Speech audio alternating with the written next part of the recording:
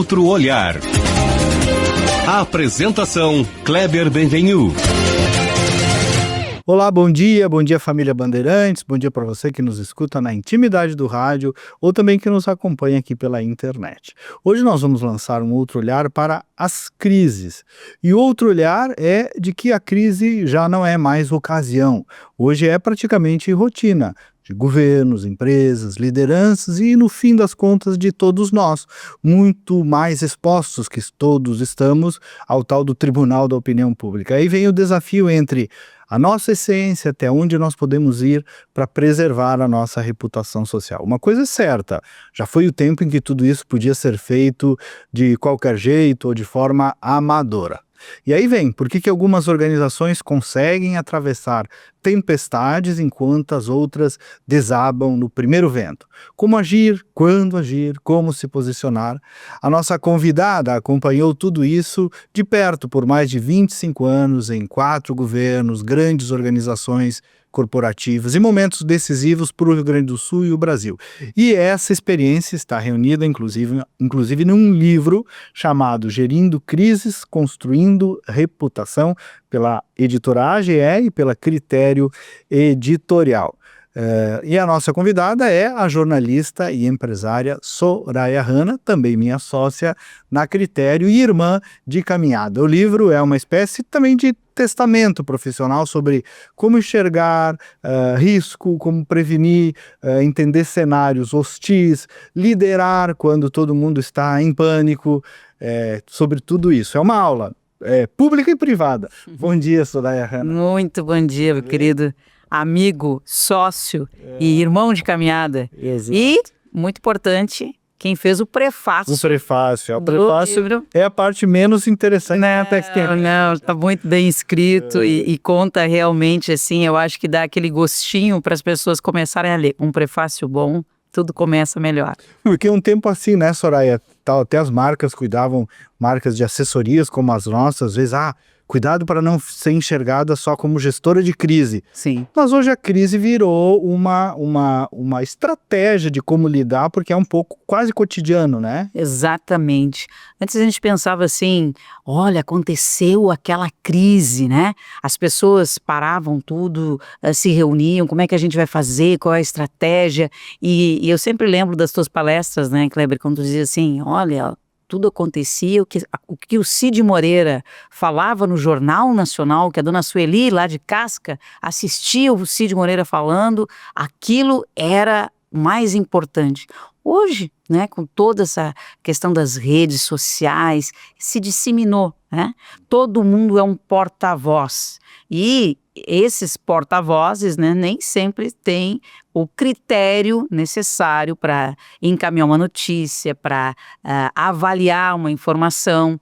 Nós estamos num mundo de detratores, né? E como é que a gente se protege em relação a esses detratores? E o livro conta um pouco disso, fala dessas estratégias, fala principalmente da importância da profissionalização. Não deve ser feito assim no ímpeto, porque as pessoas às vezes pensam assim, falar, conversar, fazer um discurso, a gente aprende assim no dia a dia, né? Mas não é bem assim, tem técnica, né? Assim como a gente brinca assim, eu não vou construir uma ponte e eu faço uns rabiscos lá, tem que ter um engenheiro, né? Tem que ter um arquiteto. E a comunicação também, ela precisa de profissionais cada vez mais, porque as crises, elas já não são mais algo efêmero, elas acontecem dia a dia e a proporção e a dimensão agora é bem diferente. E Soraya, isso que tu estás dizendo, qual o grau de compreensão que há sobre isso no universo corporativo, na gestão de marcas, no universo político? Tu acha que essa compreensão que é tua, que tu está ensinando do livro, chegou lá ou está chegando? Como é que está isso? Eu acho que está no meio da caminhada. Certo. Está chegando, né? Bem mais do que antes, né? Mas ainda existem grandes organizações que são grandes marcas que ainda parecem olhar um pouco de lado, porque não chegou ainda a crise lá, eu estou vendendo bem, está tudo bem, e não é assim. A gente tem que se preparar, porque a melhor preparação para uma crise é fazer um trabalho reputacional, anterior, é criar esse estoque de boa vontade, né? Que se faz de uma forma consistente, com comunicação estratégica, com ações verdadeiras, ações sociais, porque é muito fácil só dizer assim, eu faço ESG, né? Não, mas tem que ser verdadeiro, cada vez mais as pessoas querem verdade naquilo, né? Porque tem tantos aí informantes que a gente tem que ser mais crítico nesse sentido. E uma das coisas que você diz no livro, desde a largada, é que normalmente os sinais da crise, às vezes surge do nada, uma enchente ou, né, uma coisa externa, mas muitas crises que partem de dentro, normalmente os sinais pequenos já estavam lá. Eu sempre costumo dizer assim que a gente não pode nem superdimensionar para não criar um problema, nem colocar para baixo do tapete.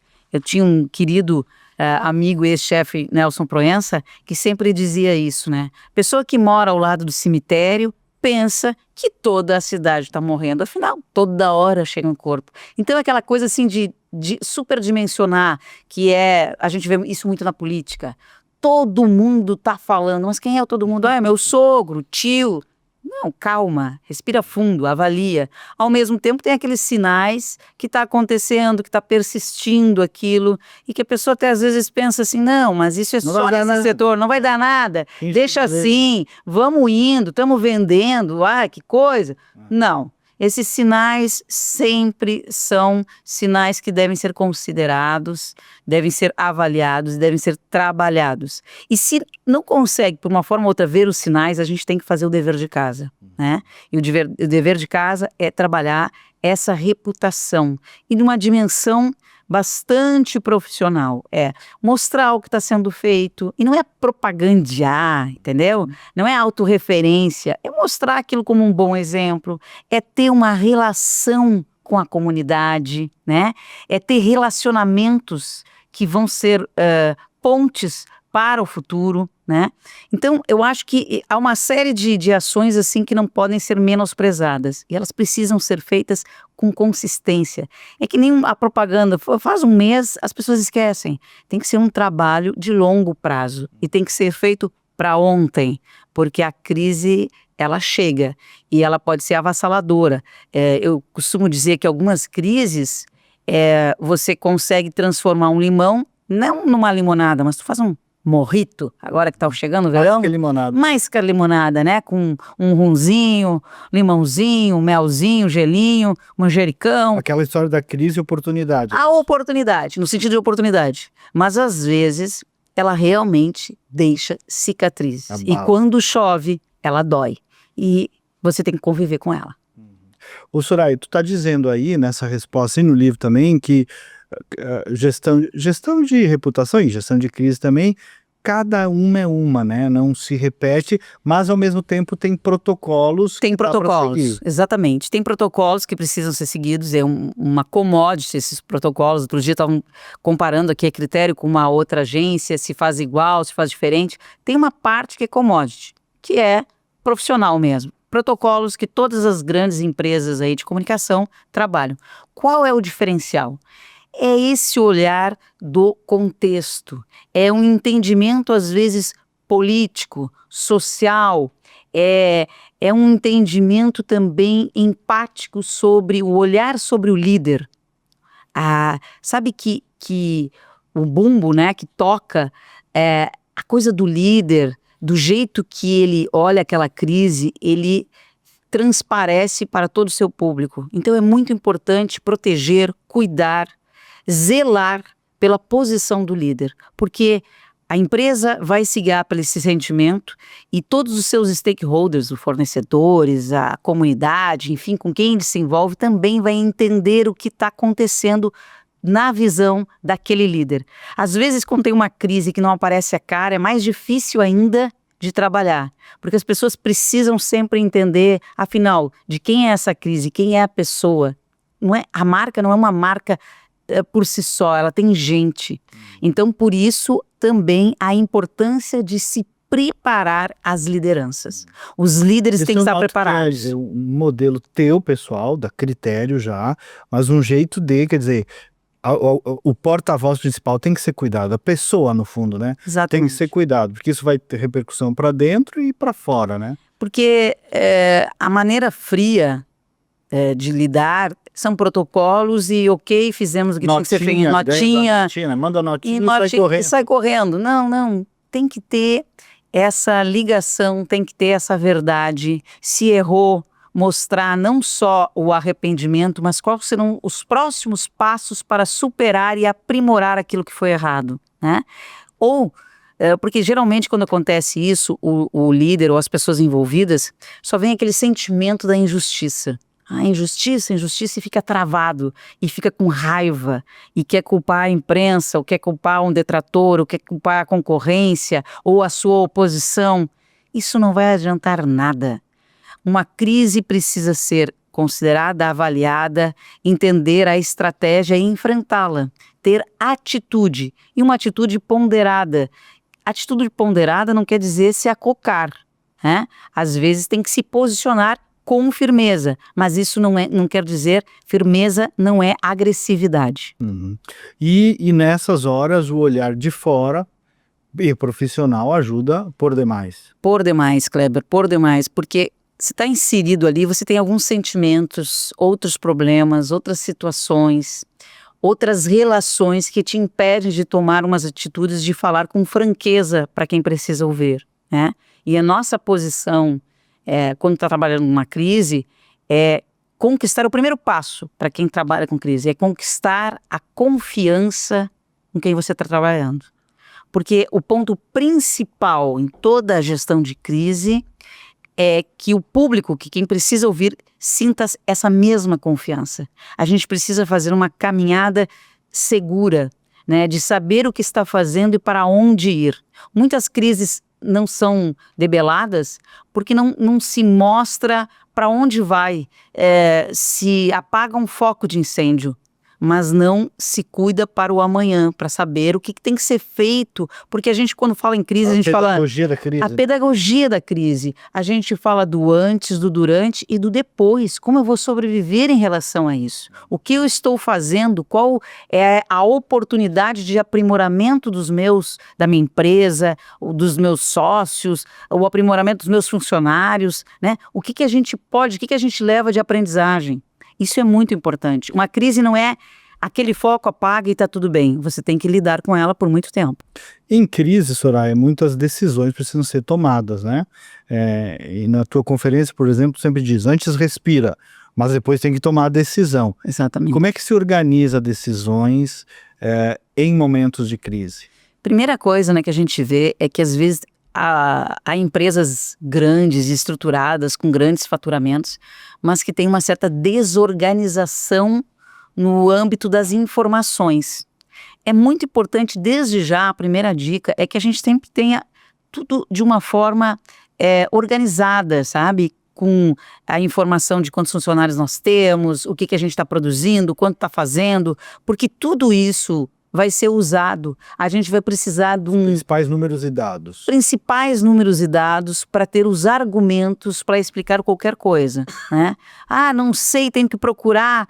E outra coisa, né? Uma crise não é só cuidada pela área administrativa ou área jurídica ou área de comunicação ou financeira. É um conselho, né? A gente fala... Você chama de um gabinete de crise. Gabinete de crise, né?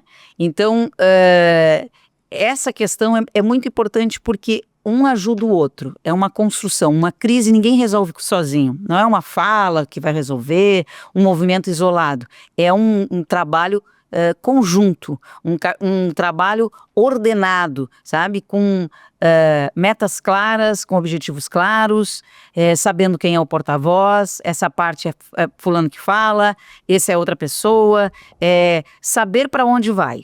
Muitas crises envolvem questões jurídicas, né? E houve uma evolução, noto eu, de que crises hoje são administradas, respondidas, geridas, sentam na mesa grandes escritórios de advocacia, mas também a dinâmica da comunicação, grandes assessorias de comunicação. Fica mais enriquecido esse processo. Com certeza, e esse é um movimento que tem mais crescido nos últimos anos e que eu acho muito, muito salutar. Positivo. Muito positivo, porque é juntar o jurídico, que tem todo o seu manancial, né, dessas informações, com a área de comunicação, porque eu costumo dizer o seguinte: os tempos dos tribunais não são os mesmos tempos, Cleber, da opinião pública.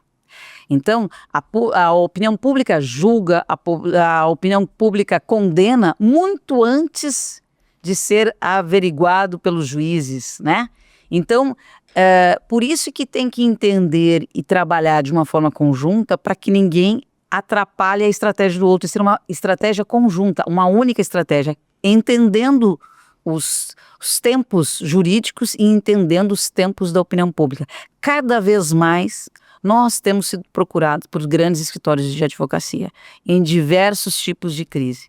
E porque eles entendem que esse tempo da opinião pública precisa ser trabalhado com muito profissionalismo.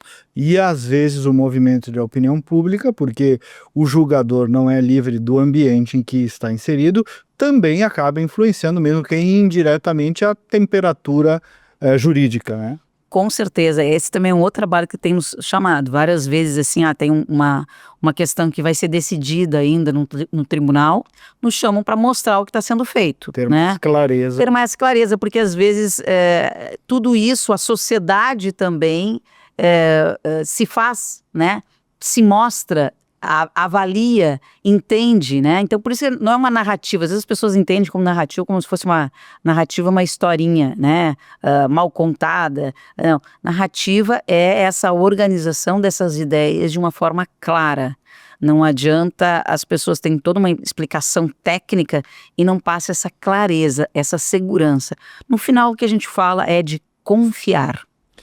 Ou seja, nós estamos falando até um pouco aí de psiquiatria empresarial, psiquiatria política. Total, né? Eu quero te dizer que os primeiros momentos de uma crise, eu respeito muito os psicólogos, não sou psicóloga, respeito muitos psicólogos, mas a gente tem aprendido muito com os psicólogos, porque este primeiro momento é acalmar, é dizer, calma que tem caminho, que tem saída, mas a gente tem que fazer o que é certo. Fazer o que é certo. E ter essa segurança do outro confiar em ti, né? É um trabalho, sim, psicológico, né? Porque a pessoa está devastada. E às vezes nem é por erro, ela está devastada porque ela nunca se envolveu numa situação dessas. E às vezes é fazer ela voltar a confiar nela mesma também. Confiar nela mesma, muitas vezes, Cleber, porque ela perde o chão e aí ela não consegue ver caminhos, se desestrutura e passa uma imagem muito negativa para a sua empresa, para a sua organização, para o seu governo, que já está derrotado. Isso é o pior dos mundos. Então, a primeira coisa que a gente tem que fazer é renovar essa autoconfiança. E saber, errei ou não errei, entender isso e olhar para frente, sempre. Ô Soraya, claro que crise, né? O lado interessante de estudar a crise são as histórias, né? Muito. Mas nem tudo dá para contar, justamente porque são crises, expõem marcas, expõem pessoas, mas de algum modo tu caminha sobre algumas no teu livro e eu queria que tu compartilhasse uma delas, assim, do jeito que tu contaste aqui, alguma experiência que possa ter tido, para o nosso ouvinte compreender mesmo do que se Sim. tratam lá. São muitas crises, né? Nós tivemos aqui uma que a gente participou, mesmo que tenha chegado um pouquinho depois, nos chamaram, né? Que tu estivesse junto comigo, Cleber, que foi o Carrefour, né? Que foi um caso bastante emblemático, não apenas para o Rio Grande do Sul, para o Brasil, para o mundo, né? E o que a gente tira daquela crise é realmente a capacidade de uma organização internacional, global, né, como o Carrefour, de mitigar esses riscos na sequência de tudo que aconteceu, de buscar os acordos, de construir uma reputação de que assumiu os seus problemas, as coisas que aconteceram, tomou atitude e mudou, fez mudanças estruturais, né, na empresa e que tem dado bons resultados. Nós temos a alegria aí de continuar com o Carrefour e estamos vendo que muito do que foi feito lá atrás hoje se mitigou não só riscos, mas também tem ajudado a sociedade a compreender esses problemas.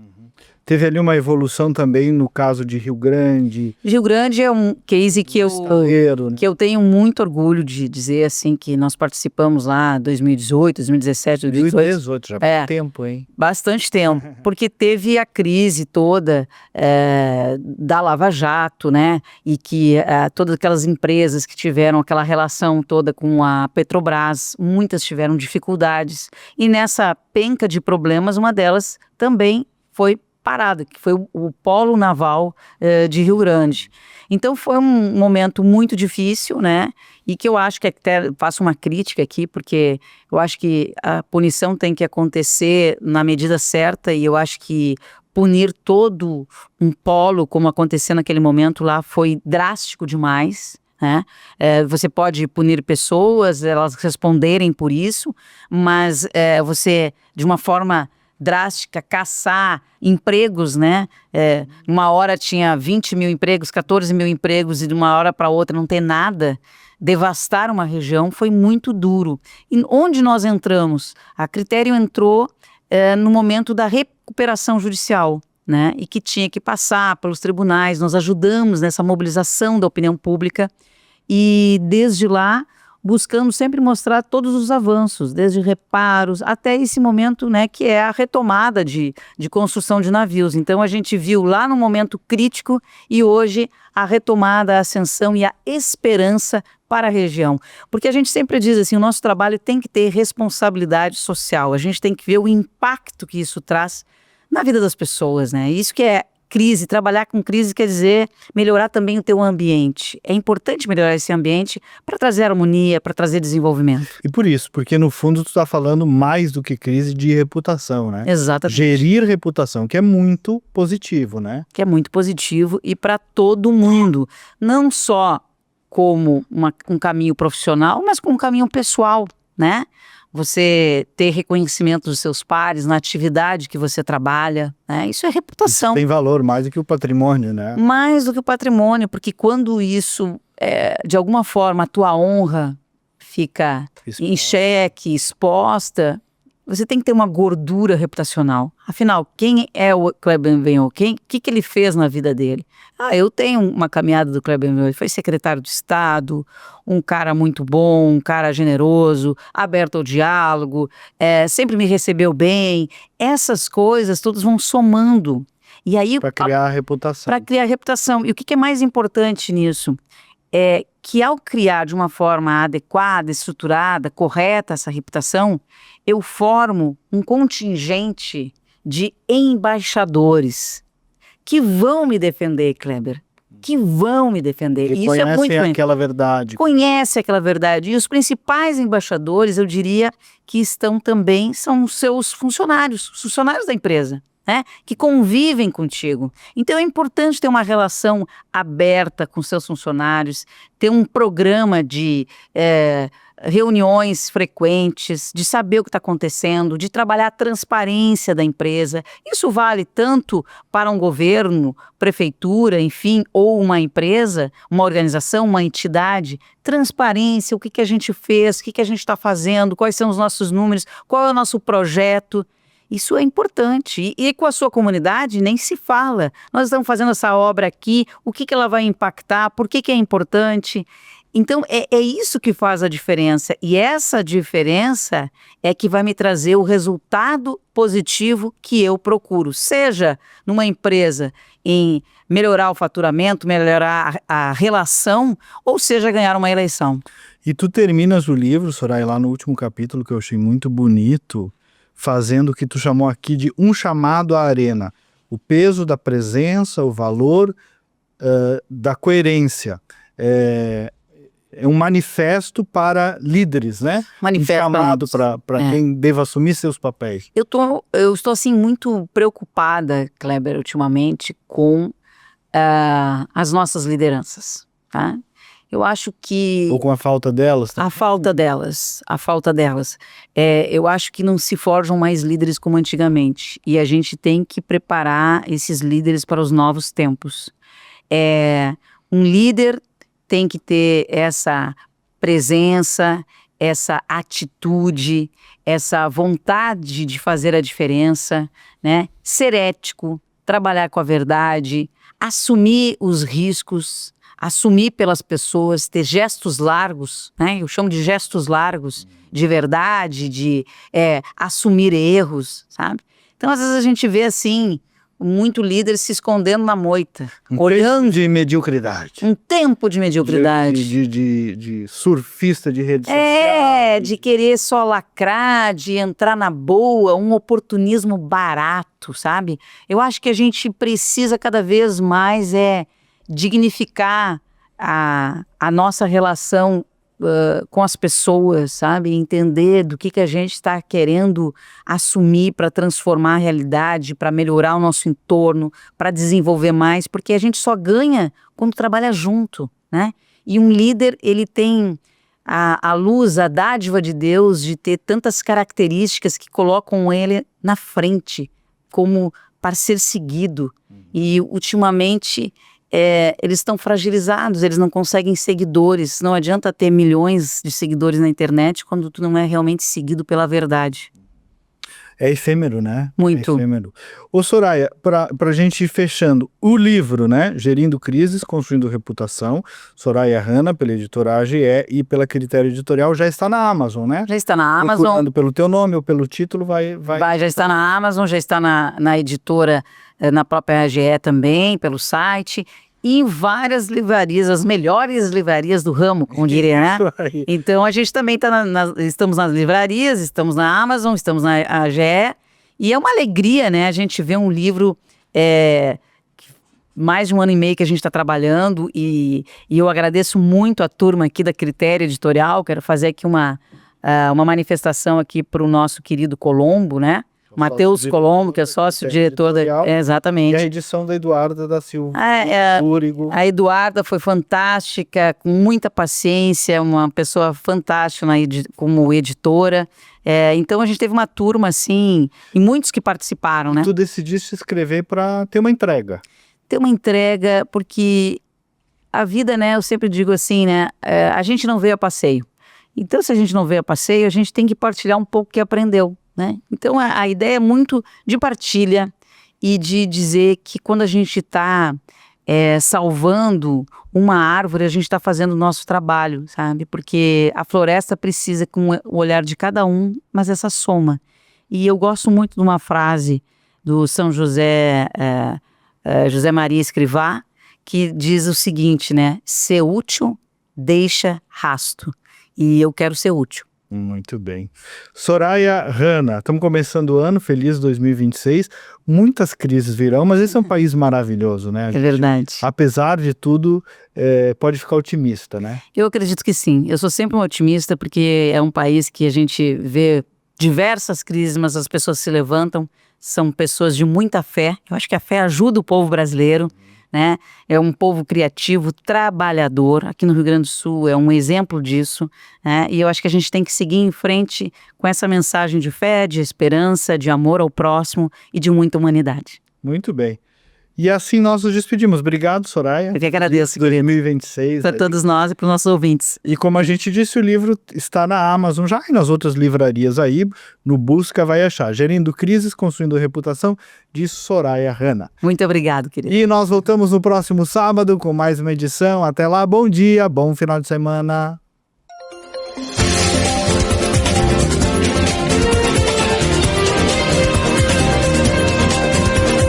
Outro olhar.